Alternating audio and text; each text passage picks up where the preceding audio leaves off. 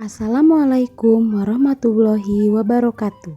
Kami dari kelompok 5 yang beranggotakan Rizky Wibowo Prambudi, Indah Ligardian Tina Koswara, Rizky Nursyadah, dan Mariana Gabriel.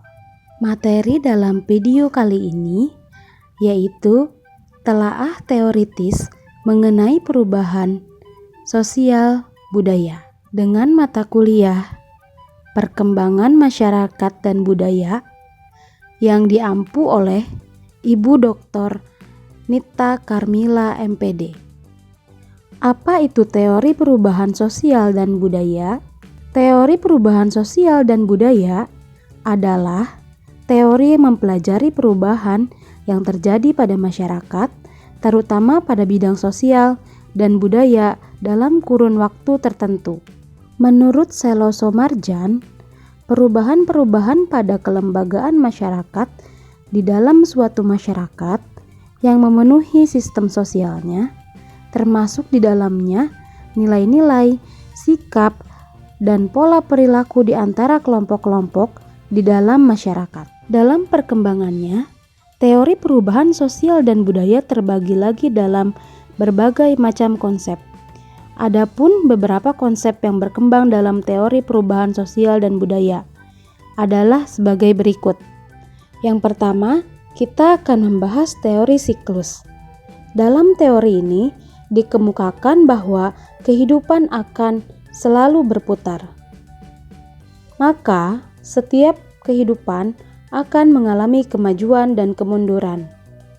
Seorang ahli sosiologi dari Rusia, yaitu Pitirim Sorokin, membagi penyebab kemajuan dan kemunduran ini dalam 3 bagian, yaitu yang pertama, penyebabnya kebudayaan ideasional atau ideational culture yang menekankan pada perasaan atau emosi dan kepercayaan terhadap unsur supernatural.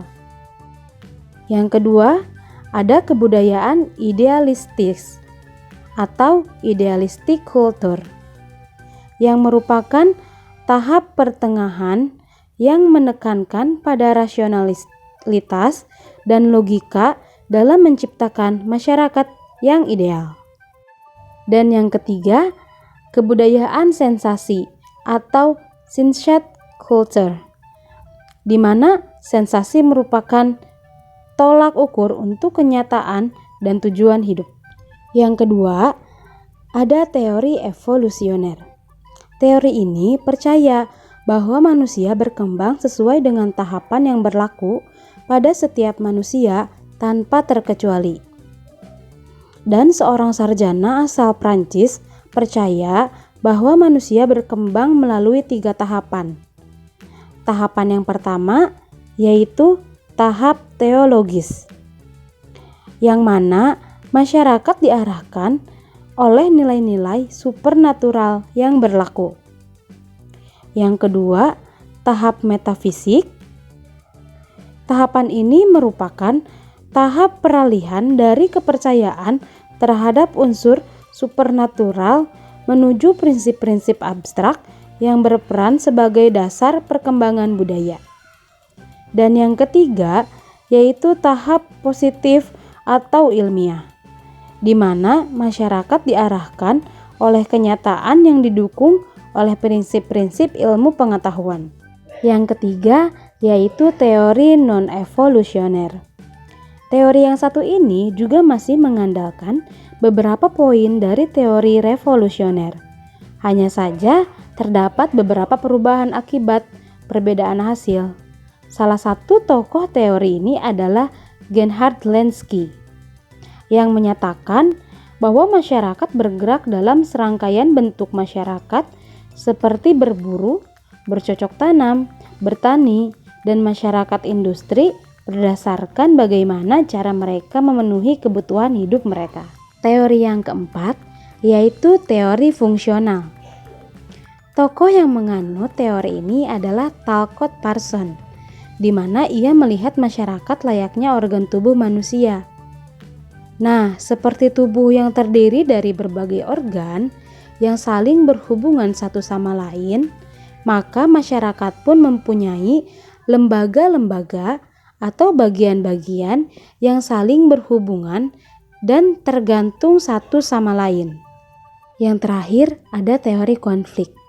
Dalam teori ini, Rapp Dahrendorf percaya bahwa dalam setiap masyarakat, beberapa anggotanya akan menjadi korban pemaksaan oleh anggota yang lainnya.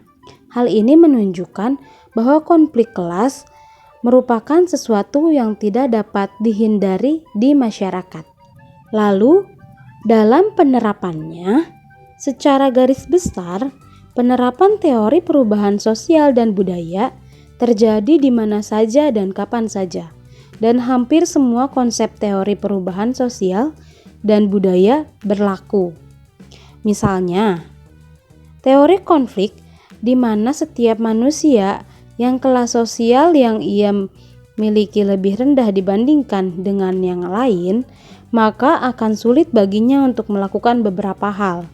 Contohnya, penerapan ini bukan hanya sekedar teori tapi kenyataan yang memang banyak terjadi dalam lingkungan sekitar kita. Penerapan lain adalah teori siklus, di mana setiap kehidupan manusia akan selalu berputar, baik maju ataupun mundur.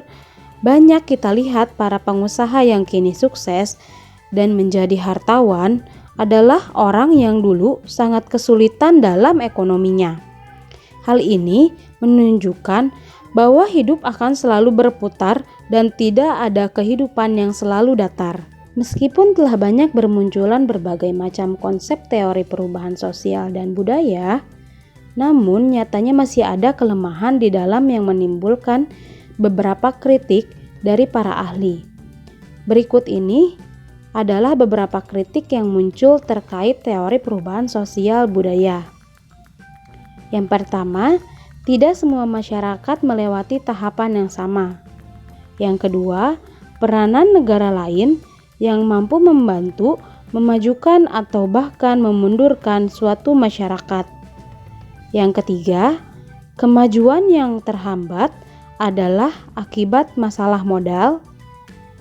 Dan yang terakhir, tidak ada kejelasan mengenai solusi mengatasi masalah saat masa transisi. Perubahan sosial dialami oleh setiap masyarakat yang pada dasarnya tidak dapat dipisahkan dengan perubahan kebudayaan masyarakat yang bersangkutan. Perubahan sosial dapat meliputi semua segi kehidupan masyarakat, yaitu perubahan dalam cara berpikir dan interaksi sesama warga menjadi semakin rasional. Perubahan dalam sikap dan orientasi kehidupan ekonomi menjadi semakin komersial. Perubahan tata cara kerja sehari-hari yang makin ditandai dengan pembagian kerja pada spesialisasi kegiatan yang makin tajam. Perubahan dalam kelembagaan dan kepemimpinan masyarakat yang makin demokratis, dan perubahan dalam tata cara dan alat-alat kegiatan yang makin modern dan efisien. Dari beberapa pendapat ahli ilmu sosial yang dikutip, dapat disinkronkan pendapat mereka tentang perubahan sosial, yaitu suatu proses perubahan, modifikasi, atau penyesuaian-penyesuaian yang terjadi dalam pola hidup masyarakat yang mencakup nilai-nilai budaya, pola perilaku kelompok masyarakat, hubungan sosial, ekonomi, serta kelembagaan-kelembagaan masyarakat, baik dalam aspek kehidupan material maupun non-materi.